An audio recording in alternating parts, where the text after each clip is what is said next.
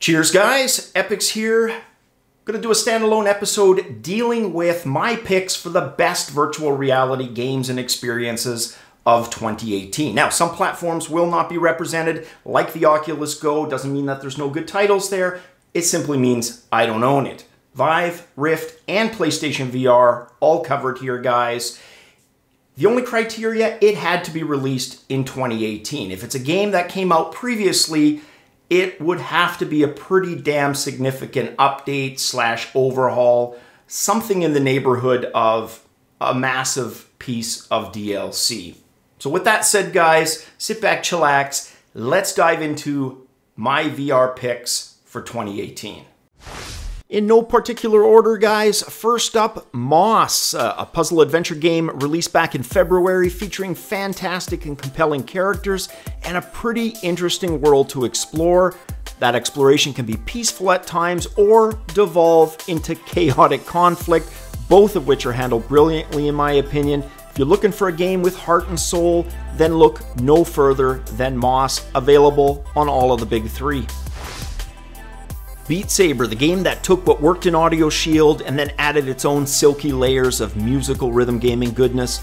Even more though than Audio Shield, you will feel in sync with the rhythm of the music, or hopelessly out of sync if the song or difficulty is too high, at least until your skills catch up. As with Moss, this title available on all three platforms. Skyrim, the aged RPG with its now almost 10-year-old engine, available on just about every gaming platform that exists. It's the cash cow Bethesda has been milking consistently since launch way back in 2011, so it's no wonder the game made its VR debut in April of 2018 on the PC side of things. While the PlayStation VR version launched in 2017, the PC version would allow for the use of mods, which in my opinion makes Skyrim so special.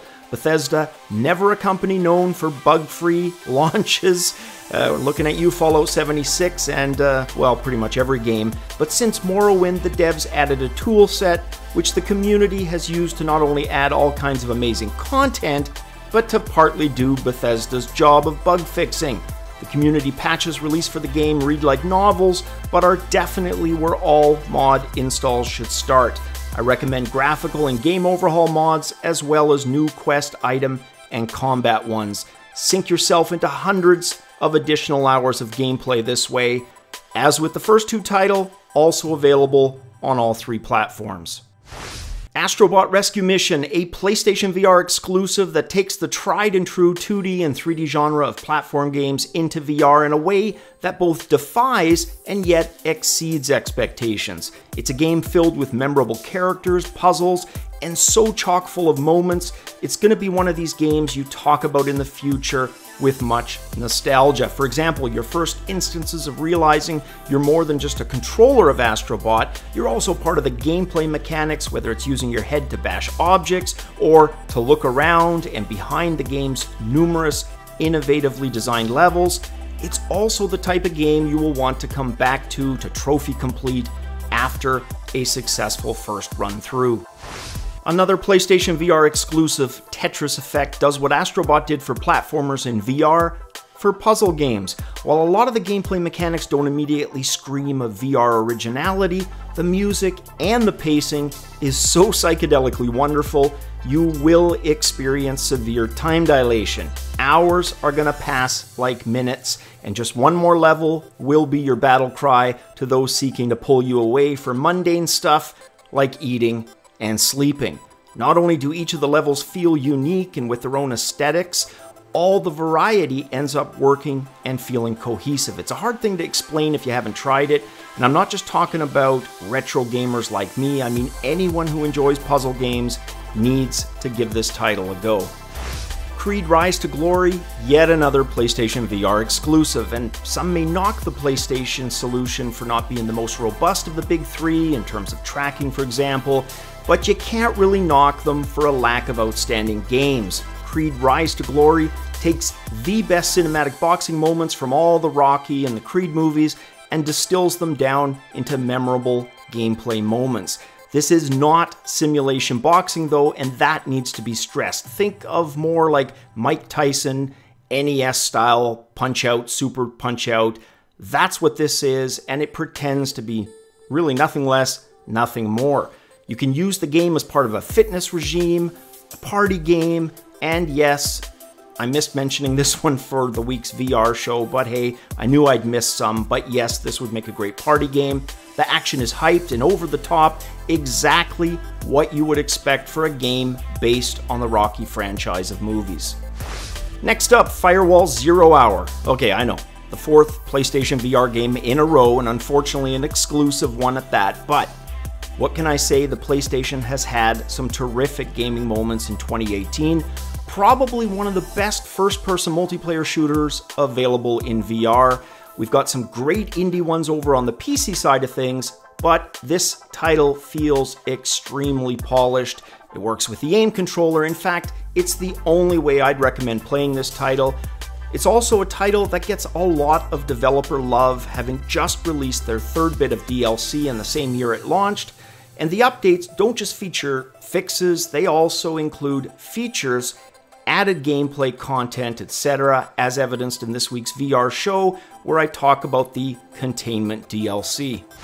Last one, I promise, Borderlands 2, a timed PlayStation VR exclusive. The game's an action RPG, and while it doesn't contain the co-op or the multiplayer, and they pretty much said it wouldn't from day one, neither does it include the DLC, it still provides for dozens and dozens of hours of loot rolling goodness. I've already sunk about a dozen hours into it so far, guys, having an absolute blast. Easily think I'm going to finish it and pretty much do whatever side quests it offers. I'll complete them.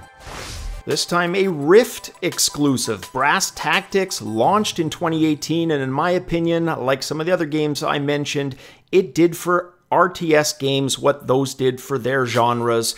Sure, it provides a lot of the RTS tropes we've kind of come to expect in terms of troop upgrades, customizations, etc., but it feels much how I imagined an older game called Populous, one of the first RTS games, would feel to the gods that surrounded the world in that game. Each of the 20 handcrafted maps introduces its own terrain and topographical challenges. The game is terrific to play with its 6 or so hours of campaign gameplay or against random AI opponents, but it can also be played online via the Brass Tactics Arena online component. If you like RTS games and VR, give this one a go. And we'll end things off, and of course, you guys are going to remind me of about a dozen I probably missed, but these are the ones that I could think of immediately. Well, let's end things off with Red Matter. Only tried this game recently, but it's up there in terms of 2018 VR game experiences. It's a puzzle game in the sense that older adventure games from Sierra or LucasArts were adventure games, i.e. story-driven with puzzles along the way. In fact, to me, it feels like a modern version of a LucasArts game.